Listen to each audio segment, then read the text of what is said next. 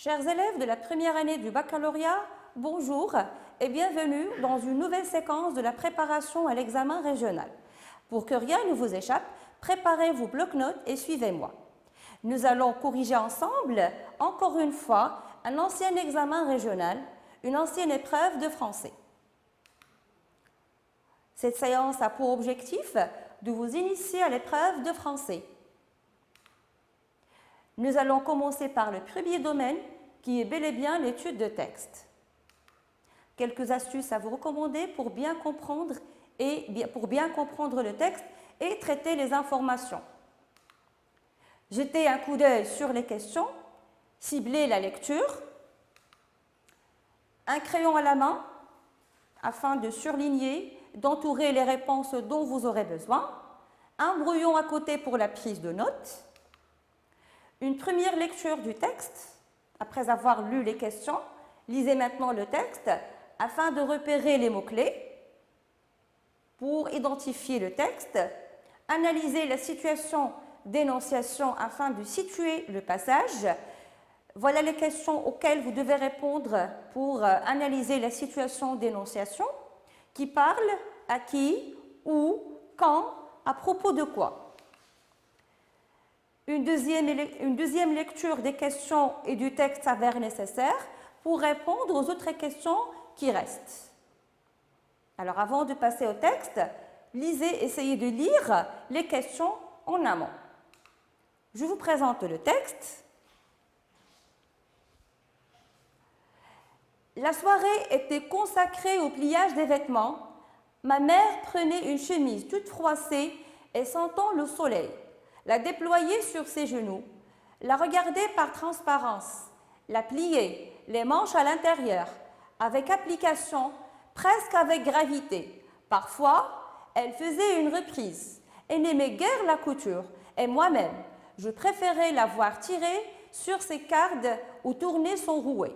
L'aiguille, instrument particulièrement citadin, représentait à mes yeux un symbole de mollesse. Il était de tradition dans notre famille que le métier féminin noble par excellence consista à travailler la laine. Manier l'aiguille équivalait presque à un reniement. Nous étions fascis par accident, mais nous restions fidèles à nos origines, montagnardes, de seigneurs paysans. Ma mère ne manquait jamais d'évoquer ses origines lors des querelles avec les voisines. Elle osa même soutenir devant Rahma que nous étions d'authentiques descendants du prophète. Il existe, dit-elle, des papiers pour le prouver, des papiers gardés précieusement par l'imam de la mosquée de notre petite ville. Qui es-tu, toi, femme d'un fabricant de charrues, sans extraction pour oser mettre ton linge plein de poux près du mien, fraîchement lavé? Je sais ce que tu es, une mendiante entre les mendiantes, une domestique d'entre les domestiques, une va-nu-pied, crottée et pouilleuse, une lécheuse de plats qui ne mange jamais à sa faim. Et ton mari? Parle-moi de cet être difforme, à la barbe rongée de nuit, qui sent l'écurie et bré comme un âne. Que dis-tu? En parler à toi? En parler à ton mari? Est-ce que moi, je crains ton mari? Qu'il vienne, je lui montrerai de quoi peut être capable une femme de noble origine. Quant à toi, arrête tes piaillements et ramasse tes hardes. Toutes les voisines témoigneront en ma faveur. Tu m'as provoqué. Je ne suis pas une petite fille pour me laisser insulter par une femme de ton espèce. De notre fenêtre du deuxième étage, pâle, d'angoisse et de peur, je suivais la scène, alors que ma mémoire d'enfant enregistrait les phrases violentes. Le soir, tout abruti de sommeil, j'entendis mon père monter l'escalier. Il entra selon son habitude, se dirigea vers son matelas posé à même le sol. Ma mère prépara le souper, posa la table ronde, le plat de ragoût et le pain. On sentait qu'elle boudait. Mon père se mit à manger sans poser de questions. Je vous présente les questions. Je pense maintenant que vous arriverez à identifier l'auteur, le titre, le genre et vous pouvez aussi fournir une autre œuvre du même auteur. Recopiez puis complétez le tableau suivant. Situez le texte par rapport à ce qui précède dans l'œuvre. D'après votre lecture de l'œuvre, faites correspondre chaque personnage de la colonne A à son métier dans la colonne B. Alors là, on cherche des réponses d'après vos lectures. Vous ne devez pas vous référer au texte pour répondre à cette question. Moulay Larbi, Si Abdeslam, Sidi Abdelrahman, Driss Laouad. Alors, voilà les personnages de la colonne A. Passons au métier. Fabricant de charrues, jardinier, babouchier, tisserand, coiffeur. Quatrième question. Dans la phrase, bien sûr, c'est une phrase puisée dans le texte. Il existe, dit-elle, des papiers pour le prouver, des papiers gardés précieusement par l'imam.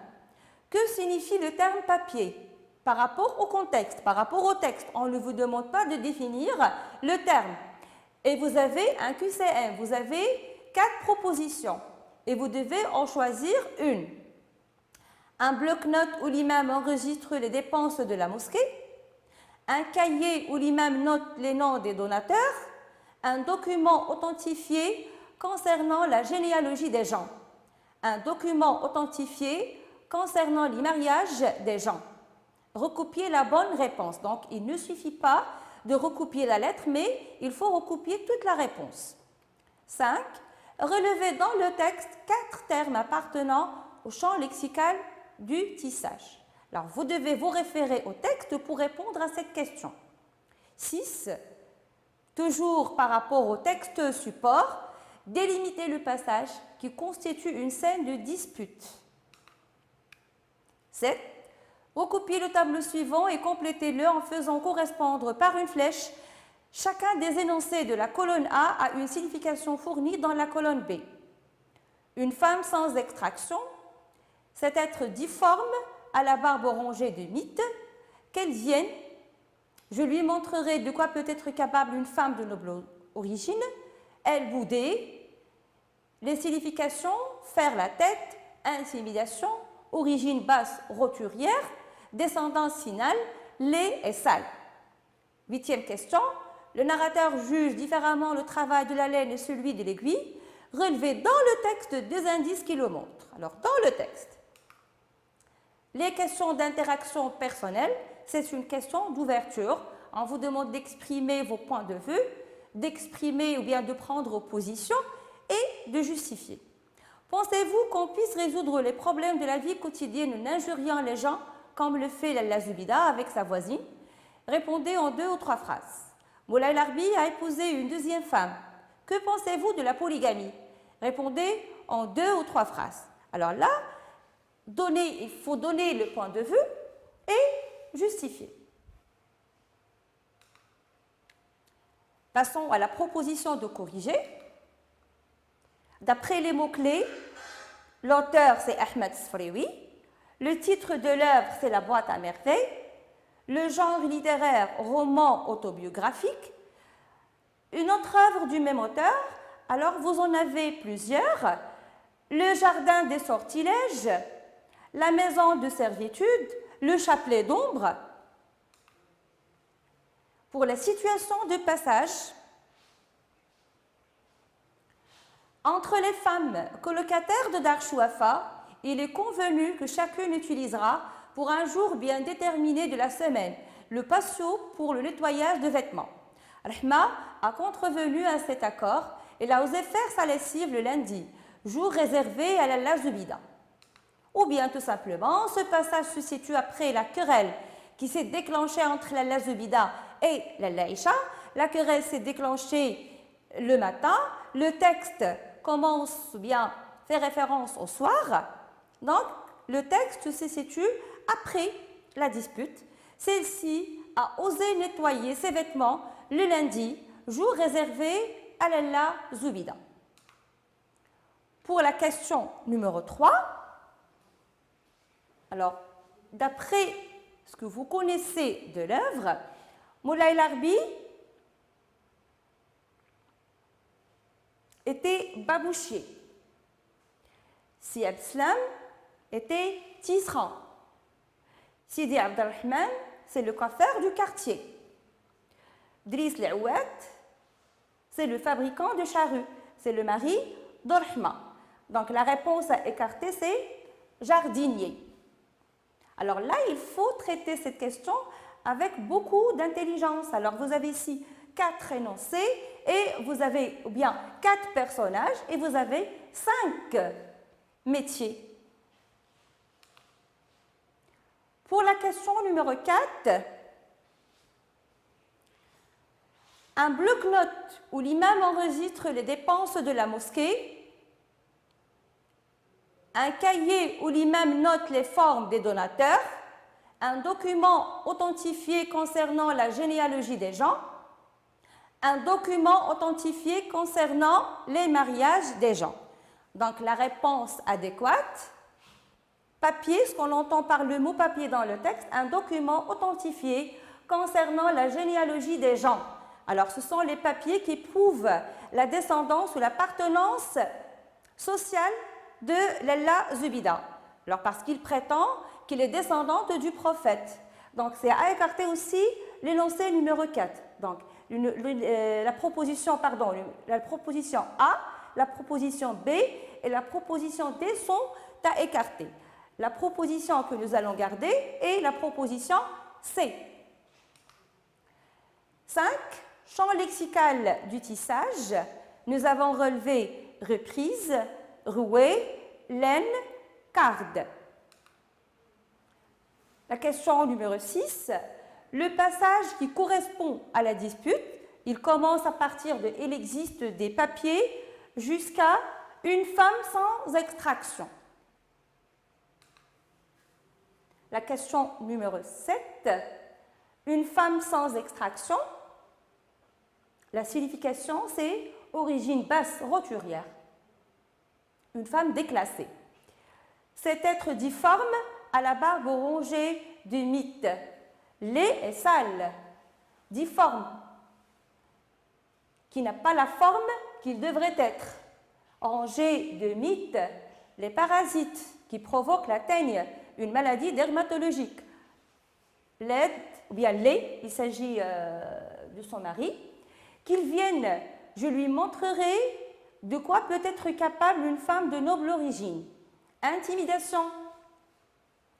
Elle boudait, exprimer son mécontentement avec des expressions du visage. Donc, faire la tête. 8. Le narrateur juge différemment le travail de la laine et celui de l'aiguille. Les deux indices qui le montrent sont. Alors, par rapport à la laine, nous avons, voilà le jugement qu'il porte sur le travail de la laine. Le métier féminin, noble par excellence, consistait à travailler la laine. Donc, pour lui, le travail de la laine est le métier féminin noble par excellence. Le travail de l'aiguille, manier l'aiguille, équivalait presque à un reniement, un symbole de mollesse, ce qui est mou. Pour l'interaction personnelle, alors je vous rappelle, la réponse à cette question dépend du point de vue du candidat. Réponse plausible correctement formulée, emploi des expressions de l'opinion, nuancer sa prise de position, justifier et défendre son avis. Alors, voilà une proposition. D'après moi, alors j'ai opté pour l'expression d'après moi. Alors, quand j'utilise l'expression d'après moi, ce n'est pas la peine d'utiliser un verbe d'opinion. Les injures, les insultes, peuvent compliquer davantage les problèmes de la vie quotidienne, au lieu de les résoudre. En effet, alors je vais expliquer, les insultes incitent à la violence et à la rancune. Par conséquent, les offenseurs, les personnes qui insultent, risquent des poursuites judiciaires. Pour la 10e question, toujours je commence par une expression d'opinion. En ce qui me concerne, je crois que la polygamie est légitimement autorisée dans certains cas précis, tels que la stérilité. Cependant, ce serait une folie si l'on pensait à prendre une seconde épouse sans motif apparent. D'ailleurs, il lui serait difficile de gérer 2 foyers à la fois, que ce soit sur le niveau financier ou émotionnel. Et d'ailleurs, c'est ce qui est arrivé à Moulay Larbi. Passons maintenant au deuxième domaine, la production écrite. Je vous présente la consigne. Dans la boîte à merveilles, le qui apprend aux élèves le Saint-Coran en utilisant le châtiment corporel. En ce qui vous concerne, êtes-vous pour ou contre l'usage du bâton dans l'éducation des enfants par leurs parents et par leurs maîtres? Présentez votre point de vue en vous appuyant sur les arguments pertinents et des exemples concrets de votre choix. Un petit rappel des critères de correction et du barème, critères d'évaluation du discours, critères d'évaluation de la langue. Au total, la production est notée sur 10. Je vous présente un exemple de corrigé. Toujours, il faut analyser la consigne au brouillon avant de commencer, cerner le thème. Donc, il s'agit du châtiment corporel comme méthode d'éducation et d'enseignement. La tâche est rédiger un texte argumentatif. Le but, prendre position vis-à-vis du châtiment corporel à l'école et le justifier la vie personnelle et défendre son point de vue. Plan à adopter. Nous allons adopter le plan dialectique parce que ici la question est fermée. Êtes-vous pour ou contre le châtiment corporel à l'école? Voilà l'organisation du développement du plan dialectique. La thèse, l'antithèse et puis la synthèse. Donc, au cours du développement, vous devez peser le pour et le contre. Vous devez fournir des arguments favorables, les arguments des partisans favorables au châtiment corporel. Dans le deuxième paragraphe, les arguments des détracteurs, ceux qui sont contre le châtiment corporel. Et finalement, vous devez passer à la synthèse. Pour l'introduction, je vous rappelle rapidement les étapes de l'introduction que vous connaissez parfaitement. Présentez la thématique, accrochez l'attention du correcteur, ne dépassez pas 5 phrases et sans saut de ligne. Attention toujours au plagiat, reformulez la consigne, utilisez vos propres termes. Il ne faut pas copier-coller la consigne. Il est utilisé en tant qu'introduction. Voilà les étapes de l'introduction. Alors, comme proposition, vous allez présenter votre sujet, votre thématique, depuis la proclamation des droits de l'enfant, le châtiment corporel. Alors, vous voyez, il est écrit en couleur. Ne fait pas l'unanimité au sein des milieux scolaires et familiaux. Deuxième étape, voilà l'étape de la problématisation. Certains parents et professeurs recourent aux coups de bâton et à la torture physique pour enseigner et éduquer leurs enfants. D'autres, au contraire, dénoncent cette méthode et réclament son abolition. Alors là, ici, j'ai signalé les deux avis contradictoires. J'annonce le plan. Quel est alors le clan qui a le plus raison? Alors, parmi les deux positions, parmi les deux parties prenantes, quels sont les avis qui sont plus plausibles? À la recherche des arguments, alors il faut d'abord, au brouillon, il faut classer et chercher les arguments dans un tableau de 2 colonnes. Alors ici, les arguments favorables au châtiment corporel, l'avis des partisans. Dans la deuxième colonne, les arguments défavorables au châtiment corporel, l'avis des détracteurs. Pour les partisans, le châtiment corporel est une méthode efficace pour instaurer la discipline et dominer l'enfant. Il permet de punir, de corriger certaines maladresses. Il permet de protéger les mineurs contre toute déviation possible, leur épargner les voies tortueuses, la mauvaise fréquentation. Pour les détracteurs, une pratique archaïque et désuète. Il a des répercussions irréparables sur la psychologie de l'enfant. Il engendre le traumatisme, la perte de confiance en soi, la crainte et l'hésitation, la solitude, la docilité, etc. C'est un acte barbare et condamnable, c'est une sorte d'humiliation de la dignité humaine. Par rapport aux partisans, pousser les enfants à exceller dans leurs études, mémoriser leurs cours, exécuter régulièrement leurs devoirs, et par rapport aux détracteurs, contribue à la répulsion, à la haine de la matière et par la suite à la déperdition scolaire.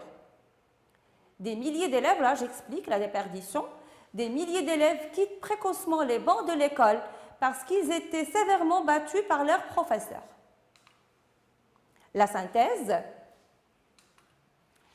alors exprimer le point de vue personnel, que ce soit d'une manière explicite ou implicite, récapituler les affirmations du développement, répondre à la problématique et résumer les grands axes de la réflexion.